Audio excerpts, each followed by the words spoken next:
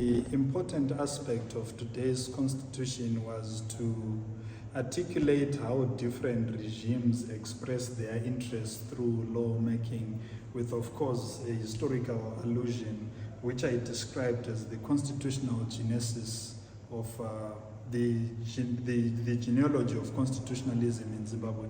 So I think it's a conversation that has highlighted certain aspects beyond the limited partisan terms and invited academic debate, which I think was very critical, to have students speaking back to issues that were presented, and it reinforces the democracy, and it served as another opportunity, really, just like the hearings, though the impact won't be the same, but to have this national conversation going on, especially through the youth. So the Constitutional Amendment Bill number 3 is a political initiative that is being spearheaded by ZANU-PF.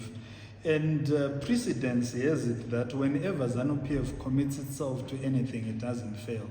And apart from that political realist phenomena, we also need to appreciate one fact, that in terms of the legislative procedures which are set out by the Constitution, a lot of boxes have been ticked, and of course the majority is going to be in favor of the so we now need to when you say ZANU-PF doesn't fail when it gets to, you know, to when it has an agenda, yeah. What exactly do you mean? It didn't fail to dismantle the colonial regime. It hasn't failed to capture power before and now, and I doubt that even under the circumstances where we have got an absent, fragile, decimated opposition, ZANU-PF is bound to fail.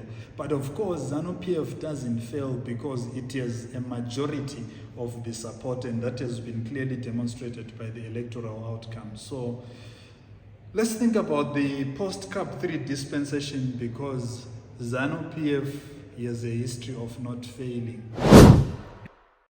I think there is public buy-in, and the conversations that happened and other systematic processes at the end. So we need to start thinking in terms of the post-CAP 3 policy making. How is policy going to look like? How is governance going to look like?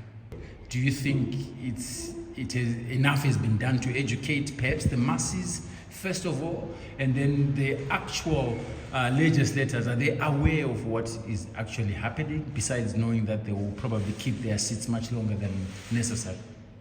Well, I think the government, in terms of accountability and transparency from a communication point of view, it has played a very critical role, but most importantly, the Ministry of Information, Publicity and Broadcasting Services has been very pivotal. It has been hosting a series of public lectures, and Parliament itself was constitutionally obligated to have hearings, and up until now they are receiving submissions. So there's a cross-cutting education, civic education around this.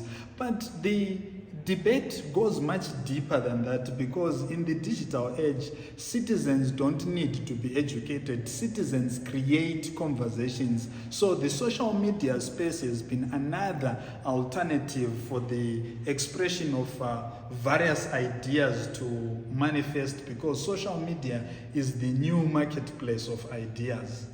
And do you think enough has been done by the incumbents? A lot needs to be done. A lot needs to be done, because the constitution involves the people. So there must be more communication financing. There must be more communication strategizing, so that really we get to the apex of absolute knowledge about this policy framework and what it means to the perennial developmental aspirations of the people of Zimbabwe. Mm-hmm. This thing seems to be more ZANU-PF than it is a national discourse. Well, we need to understand constitution making as a product of changing or consistent regimes of power.